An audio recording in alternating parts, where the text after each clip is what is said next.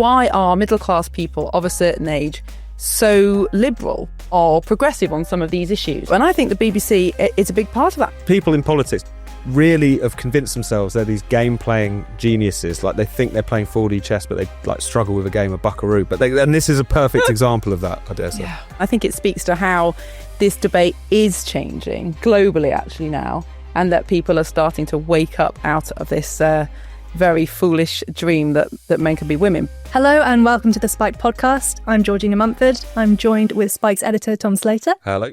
And we're delighted to have with us today GB News presenter and former Conservative MP, Miriam Cates. Welcome, Hello. Miriam. Thank you. Good to be here. We've got a lot to discuss today, as always. We're going to be talking about the ongoing fallout from the BBC's doctored Trump footage fiasco, the spectacular Labour Party meltdown, and the International Olympic Committee's change of heart on the presence of biological men in women's sports.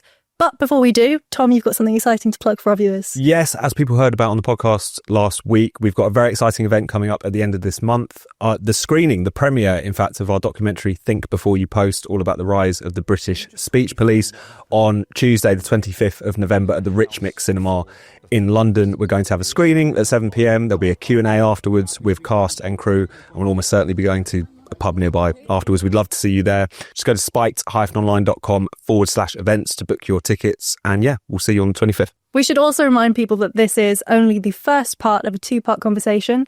If you're already a Spiked supporter, you can click the link below and see the second part of our chat with Miriam over on the Spiked podcast Unlocked. If you're not a Spiked supporter and you'd like to be, you can sign up now for just £5 by going to spike-online.com/support.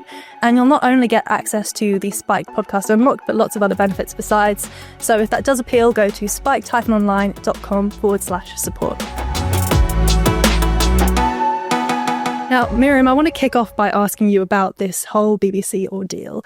Since it's come to light that BBC Panorama essentially spliced together this footage of Trump's January 6th speech, made it look like he was directly inciting violence. There have been two high-profile resignations from the BBC, the Director General and now the CEO of News. Trump's got involved himself. He's threatening a lawsuit if he doesn't get an apology. What have you made of all this? Is this the nail in the coffin for the BBC, or can they claw it back?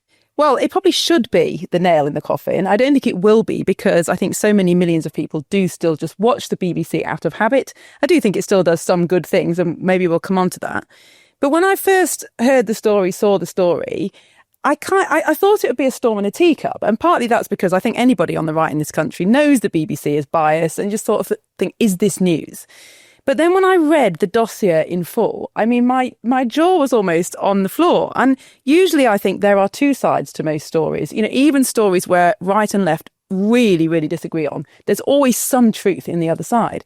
But I don't think there are two sides to this story. I think it's completely condemned the BBC, that dossier, because it wasn't just Trump. You know, it wasn't just one mistake by some activist junior member of staff who can probably be sacked and then you move on. I mean, the stories about the trans debate, Israel, of course, and BBC Arabic, absolutely shocking. I think one of the most disturbing aspects of it, though, is about the BBC's curation of stories. So it's one thing to be biased, and you know, we all read newspapers every day where we know there's a particular agenda. I mean, I read The Guardian a lot. You know, it's got a particular agenda, but as long as you know what that agenda is, you can kind of filter it. But I think it's the curation of stories.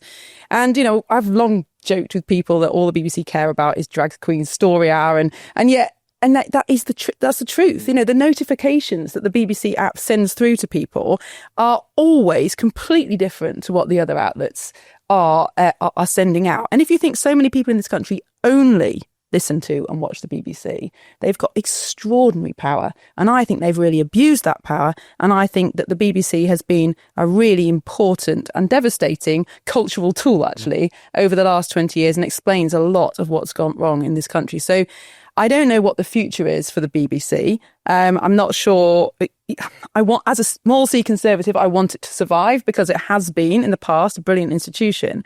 But I think in a day when we can't even agree what truth is, how can you be impartial? And therefore, what's the point of pretending to be impartial? Definitely. And there has been this kind of concerted effort to make it seem like this is a one-off blip rather than one in a series of faults. Tom, what have you made of that? I think that's important. One bad edit is the way that it's being discussed in a lot of the coverage, which I think proves that a lot of the people covering it haven't read that dossier, because it's not just the Trump stuff isn't even the half of it. As you were saying, Miriam, the coverage across the board and the endless examples that are presented of just straightforward bias and worse.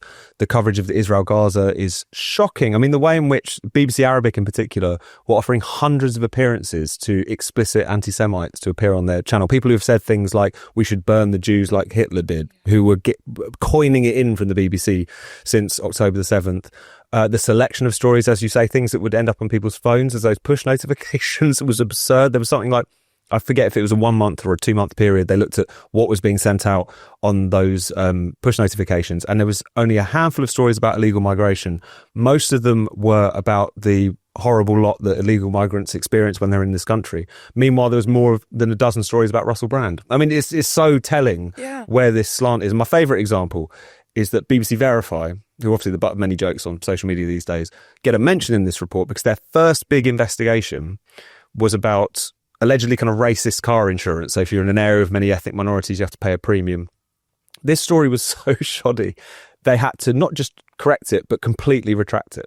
This is the BBC's anti-misinformation section, whose story was so full of misinformation that it had to actually be pulled back. So it's one of those things where there's a lot of deflection going on. There's a lot of kind of conspiracy theories going on about how the Director General and the head of news were pushed out, but they're just banged to rights. And the fact that even now they can't see it, I think is quite telling. You see this argument, which is, even with the Trump thing, to go back to that, yes, this was misleading, but the spirit of it was basically right. Yeah. Which I think tells you everything. But the BBC has often had this kind of soft liberal left bias, but now it's quite explicitly about kind of instructing people about what the truth is in a way that is really different, I think, to what we've seen in the past. And I think it starts to explain a lot of other phenomena that we see in this country. So why are middle-class people of a certain age so liberal or progressive on some of these issues? Why in Britain has the populist patriotic right taken so long to take off compared to in other countries in Europe? And I think the BBC is a big part of that. I mean, the Today programme still has 6 or 7 million listeners a day, which in today's media culture where there are so many options out there, that's phenomenal. So the level of influence they still have is astounding. And it'd be interesting to see if, educated people of a certain age in Middle England, whether the light bulbs do go on now or whether or not they continue to believe the BBC's version of events. Mm-hmm. Absolutely. And we should probably talk a little bit about the conspiracy theories, because they've been very amusing at the very least. Like this idea that there's been a right-wing coup. Yes. At the BBC. If there's been a right-wing coup at the BBC, it's been the most useless. Absolutely. No one's noticed if there has been one of this.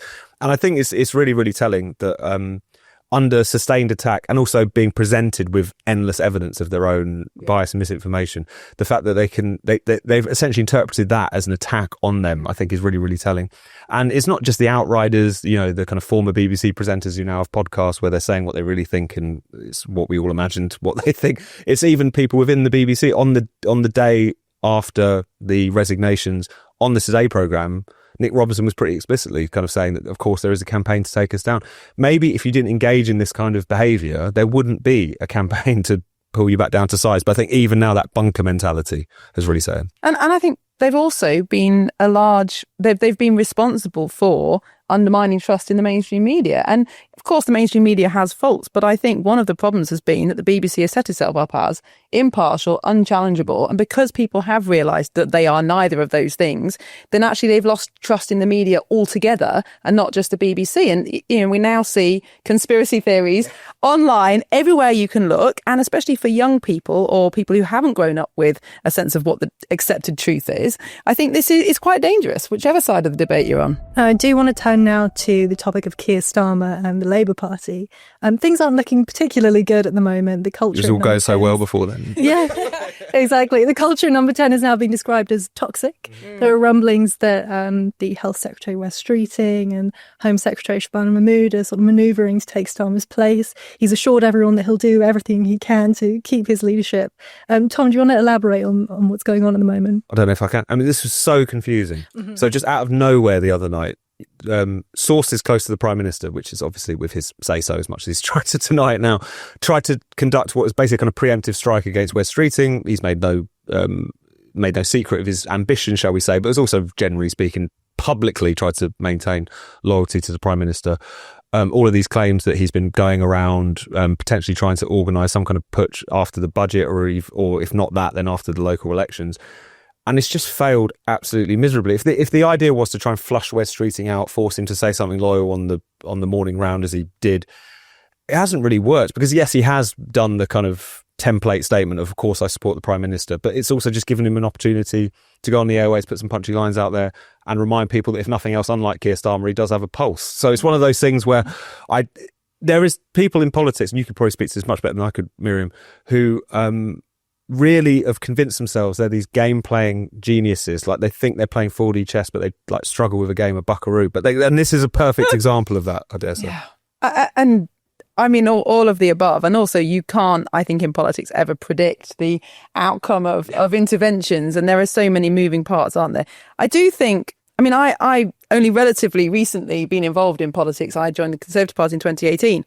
But certainly from talking to older former colleagues, WhatsApp particularly, social media has really changed the political scene, because in the past, MPs had to arrange to meet in the smoking room or the bar if you want to plot. And, you know, there are kind of physical barriers to how often you can do that, and you certainly can't do it all the way through the night. But I think WhatsApp enables MPs to have one-on-one conversations, group conversations, conversations with journalists, completely off the record at any time of day or night. And so we've had this speeding up of the sense of chaos and destabilisation. So I think that's a big part of it.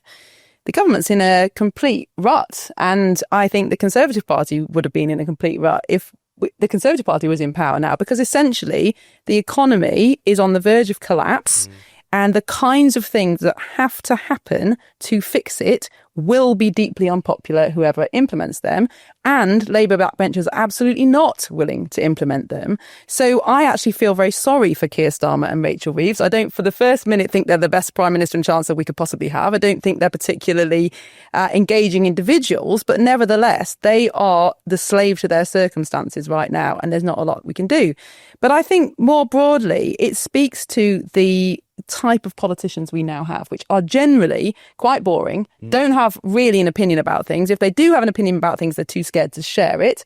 They don't have much life experience. And the reason they're boring is because the minute you get involved in some sort of trouble or your personal life looks colourful, you are immediately excluded because the media will bring you down, or the Telegraph will make sure you get beheaded or something like that. So I think we've got the politicians we deserve, quite frankly, and we're in this mess because we won't allow people to have an opinion. Yeah, it certainly feels like that. I mean, especially with Keir Starmer, and I guess this gets into the question of who should replace him, if anyone, because, you know, Wes Streeting, beyond the fact that he's a good media performer, what does he have to bring to the table? What vision does he have? I mean, he seems of a piece with this government in general, which was kind of elected on this whole prospectus, which is there's nothing wrong with this country that a few kindly technocrats can't fix. Yeah. And it's obvious that that's not the case. There are enveloping crises from all different directions, whether we're talking about the geopolitical picture, whether you're talking about the state of the public finances, whether you're talking about the economy more broadly, immigration, what have you, which require fresh thinking, radical solutions, quite impressive people, and also people who are willing to listen to the electorate, who've often raised the alarm about a lot of these things before the politicians had even noticed. Wes Streeting is not that person. Is there anyone in the Labour Party we could point to who would be that person? So it's that question that's haunted this government, I think, has actually produced a lot of these problems, is what is this for? Because if you have a vision, there's something that people can at least kind of mark your card against. You can take a country with you even through quite difficult decisions if they are convinced of roughly the trajectory that you want to chart. Wes Streeting is not the answer to that. I don't know who is the answer, to be perfectly frank. Well, the what is the vision question is, what is your vision, is closely related to what do you believe in? And for a long time, we've convinced our politicians that they shouldn't really believe in anything. Yeah. They should be neutral, or they should be liberal, whatever that means. And so we do have a whole bunch of people in Parliament who don't believe anything or don't know what they believe. And because of the state of British education over the last 30, 40 years, they don't really know where this country's come from. They don't really know political history, philosophical history, the kinds of things that politicians in the past would have been very familiar with talking about. And so you get these kind of bland, one-dimensional, very vanilla kind of politicians who might be brilliant performers, like Wes Streeting is. He can crack a good joke, he can bring in some cultural references. But do they have the gravitas, the understanding of history and politics to actually bring us out of this hole? And I don't think there are many on either side of the green benches that fit the bill. Now, Bring back the old Etonians. The last topic we wanted to talk to you about, Miriam, was this indication that the International Olympic Committee is now rethinking the idea of having biological men in women's sports.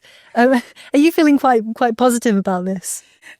I mean, yes, it's obviously a victory for common sense, and obviously delighted for female athletes. I mean, I cannot imagine how frustrating it must be to train your whole life and be extremely talented, and then to see that you're entered alongside a man and can't possibly win simply because of the biological disadvantage. So yes, of course, this is a good thing, and I think it speaks to how this debate is changing globally actually now, and that people are starting to wake up out of this very foolish dream that men can be women. But I mean, isn't it insane that we are at the most scientifically advanced point in history? You know, and we've had these most incredible scientific discoveries and technological discoveries over the last 100 years.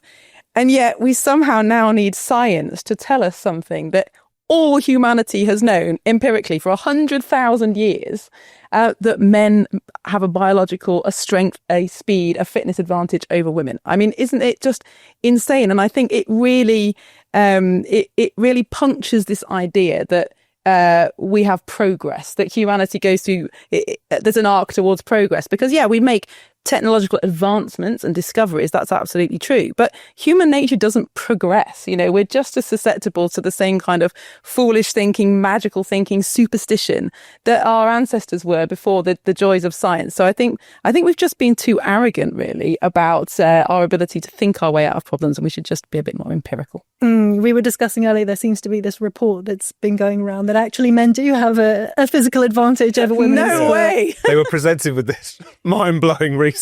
And that's allowed them to change their mind. But it goes back to, they're not allowed to believe something. Yeah.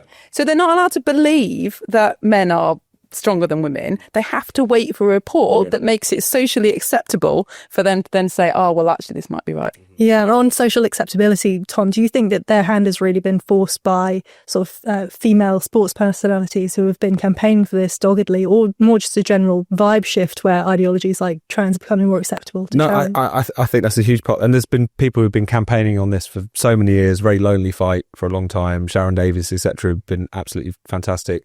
And just really pointing out what is at stake, because obviously we realise when it makes its way up to the Olympics, your man Laurel Hubbard from New Zealand, you know, competing in women's weightlifting, not doing particularly well, but nevertheless he shouldn't have been there in the first place. The Imani Khalif horror show at the last Olympics, who incidentally seems to be one of the people who has a DSD, as they say in the lingo, someone who is essentially biologically male but was, you know, confused for female at birth. Slightly different kettle of fish, but nevertheless, you know, essentially you've got a biological male punching women in the face in a boxing ring. If that's not going to break the spell, I don't know what would.